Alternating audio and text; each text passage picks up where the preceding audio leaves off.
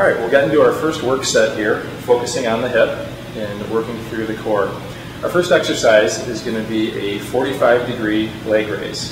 So you can see Jackie's set up here, laying on her side, torso tilted in just a little bit, slight bend in the hips, feet forward, and it's going to be a leg raise, crossing her midline from front to back at a 45-degree angle.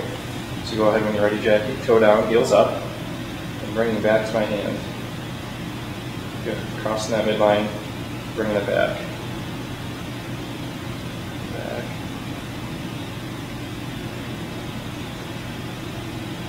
Key here, a couple of things. One is that hip angle.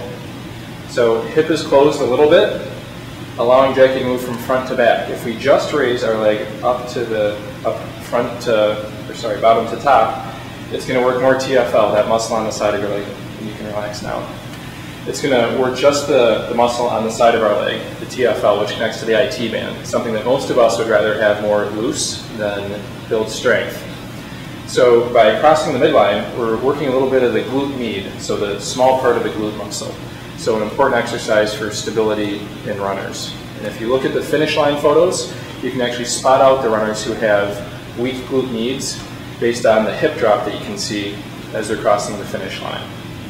So that's the baseline exercise. The regression from there, if that feels like it's a little bit too much for you, would be a basic clamshell exercise. So here, much greater bend in the hips, bend in the knees. You can eliminate that roll from the torso, so upper body is straight up and down this time. And we're literally just making a clamshell motion, moving, pivoting from the hips and the heels, moving the knee to the sky, working through repetitions here. This is one that is a great strength exercise, but also makes for a really great dynamic warm-up for your running to engage some of those muscles along the backside of the body, including the glute and the smaller ones like your piriformis. Our progression from the 45-degree raises is a lateral walk. Here you can see Jackie has a band made for the job, but if you have just one regular band, you can still use this by simply making a knot, bringing it through, and then using the loop you've created as your new hoop. But again, we have a band that's built for the job. So to get into this, we're going to have Jackie drop down as if she were getting into a typical squat position.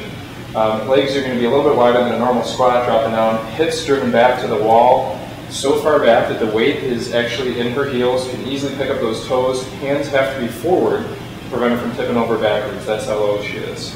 And then simply taking some steps from side to side across the room. You can see with the wide stance, never is there a point where the tension is off. You can switch and go the other way. At all times, the tension is on. Moving nice and slow. Again, further engagement of those glutes.